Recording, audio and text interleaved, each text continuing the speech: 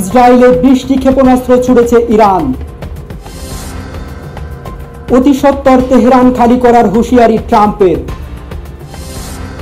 খামেনির পরিণতি সাদ্দাম হোসেনের মতো হতে পারে, মন্তব্য ইসরায়েলি প্রতিরক্ষা মন্ত্রীর।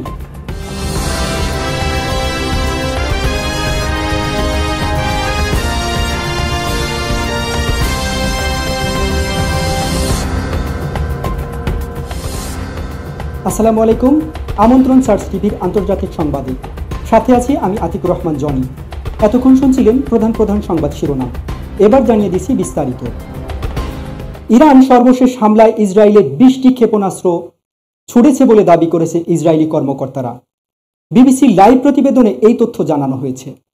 বিবিসি বলছে, ইসরায়েল বিভিন্ন জায়গায় ব্যাপক বিস্ফোরণের শব্দ শোনা গেছে এবং এর মধ্যে কমপক্ষে একটি ক্ষেপণাস্ত্র দেশটির কেন্দ্রে আঘাত করেছে।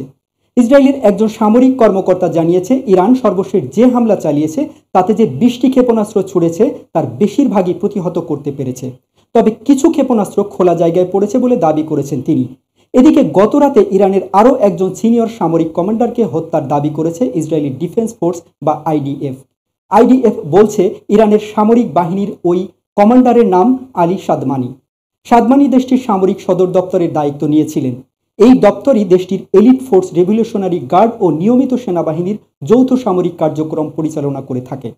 গত সপ্তাহে ইসরায়েলের হামলায় গোলাম আলী রশিদ নিহত হবার পর সাদমানি এই দায়িত্ব নিয়েছিলেন। ইরান ও ইসরায়েলের মধ্যে সংঘাতের পর পঞ্চম দিন গড়িয়েছে। যে কোনো সময় এই সংঘাত মধ্যপ্রাচ্য জুড়ে ছড়িয়ে পড়তে পারে বলে আশঙ্কা বিশ্লেষকদের। এমন পরিস্থিতিতে ইরানের রাজধানী তেহরানে বাসিন্দাদের হুঁশিয়ারি বার্তা দিয়েছেন মার্কিন প্রেসিডেন্ট ডোনাল্ড ট্রাম্প। মঙ্গলবার সিএনএন এর লাইভ প্রতিবেদনে এই তথ্য জানানো হয়েছে।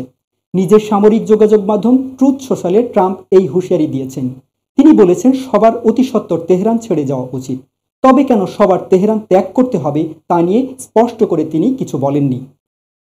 স্থানীয় সময় সোমবার ট্রাম্প তার ট্রুথ সোশ্যালে আরও লিখেছেন, ইরানকে যে চুক্তিতে স্বাক্ষর করতে বলেছিলাম তাতে তাদের স্বাক্ষর করা উচিত ছিল। কি লজ্জা এবং প্রাণের অপচয়! সহজভাবে বলতে গেলে ইরানের পারমাণবিক অস্ত্র থাকতে পারে না। আমি বারবার বলেছি। ট্রাম্প পোস্টে আরও বলেছেন, জরুরি ভিত্তিতে সবাইকে তেহরান খালি করতে হবে। গত শুক্রবার ভোরে ইরানে আকস্মিক ভয়াবহ হামলা শুরু হয়। এর জবাবে ইরান ও ইসরায়েলি হামলা চালায়। এরপর থেকে দুই দেশের মধ্যে পাল্টাপাল্টি হামলা চলছে। ইসরায়েলি হামলায় ইরানে এখনও পর্যন্ত নিহতের সংখ্যা 2 শতাধিক। নিহতদের মধ্যে দেশটির শীর্ষ সামরিক কর্মকর্তা, কমান্ডার ও অন্তত 11 জন পরমাণু বিজ্ঞানী রয়েছে। অন্যদিকে ইরানি হামলায় ইসরায়েলি নিহতের সংখ্যা 20 ছাড়িয়েছে।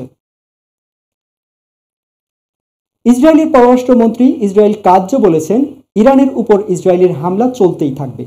পাশাপাশি তিনি হুঁশিয়ারি দিয়ে বলেছেন, ইরানের সর্বোচ্চ নেতা আয়াতুল্লাহ আলী খামেনির পরিণতি 2003 সালে যুক্তরাষ্ট্র নেতৃত্বাধীন অভিযানে ক্ষমতাচ্যুত ও ফাঁসিতে ঝুলিয়ে মারা যাওয়া ইরাকি নেতা সাদ্দাম হোসেনের মতো হতে পারে। মঙ্গলবার কাতার ভিত্তিক সংবাদ মাধ্যম আল জাজিরার এক প্রতিবেদনে এই তথ্য জানায়। কাৎজ বলেন, আমি ইরানি শাসককে সতর্ক করে দিচ্ছি, যুদ্ধাপরাধ চালিয়ে যাওয়া এবং ইসরায়েলি বেসামরিক নাগরিকদের লক্ষ্য করে ক্ষেপণাস্ত্র ছোড়ার পরিণাম ভালো হবে না। ইরানের কর্মকর্তারা জানিয়েছেন, গত সপ্তাহে ইসরায়েল দেশটির উপর হামলা শুরু করার পর থেকে বেশ কয়েকজন ইরানি বেসামরিক নাগরিক নিহত হয়েছেন। ইরাকি নেতা সাদ্দাম হোসেনের কথা উল্লেখ করে কাৎজ বলেন, খামেনির উচিত স্বৈরশাসকের পরিণতি মনে রাখা। ইরানের প্রতিবেশী দেশ ইরাকের শাসক ইসরায়েলের বিরুদ্ধে একই পথ বেছে নিয়েছেন। তেহরানের বাসিন্দাদের শহর ছেড়ে যাওয়ার কথা পুনর্ব্যক্ত করে কাৎজ আরও বলেন, আমরা আজও তেহরান শাসক গোষ্ঠী ও সামরিক লক্ষ্যে হামলা চালিয়ে যাব। খামেনির পরিণতি সাদ্দাম হোসেনের মতো হতে পারে। এবার কি অনেক বড় কিছু ঘটতে যাচ্ছে? কানাডায় চলমান G7 সম্মেলন শেষ না করেই দেশে ফিরেছেন মার্কিন প্রেসিডেন্ট ডোনাল্ড ট্রাম্প। একই পথ অবলম্বন করেছেন মার্কিন পররাষ্ট্রমন্ত্রী মার্কো রুবিও। ট্রাম্পের দ্রুত দেশে ফেরা নিয়ে জল্পনা শুরু হয়েছে। মঙ্গলবার বিবিসি লাইভ প্রতিবেদনে এই তথ্য জানানো হয়েছে। বিবিসি বলছে, ট্রাম্পের তড়িঘড়ি করে কানাডা থেকে দেশে ফেরার বিষয় এখনো স্পষ্ট নয়।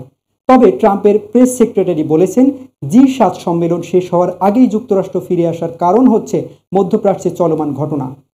ট্রাম্প বলেছেন, ওয়াশিংটনে ফেরাটা অত্যন্ত গুরুত্বপূর্ণ। তবে দেশে ফেরার আগে সোমবার ট্রাম্প তার নিজের ট্রুথ সোশ্যালে বলেছেন, অবিলম্বে তেহরান বাসিন্দাদের শহরটি ছাড়তে হবে। তবে তিনি কেন এই সতর্কবার্তা দিয়েছেন তা স্পষ্ট করেননি। ট্রাম্পের কানাডা ত্যাগের পর জি7 নেতারা একটি বিবৃতি প্রকাশ করেছেন।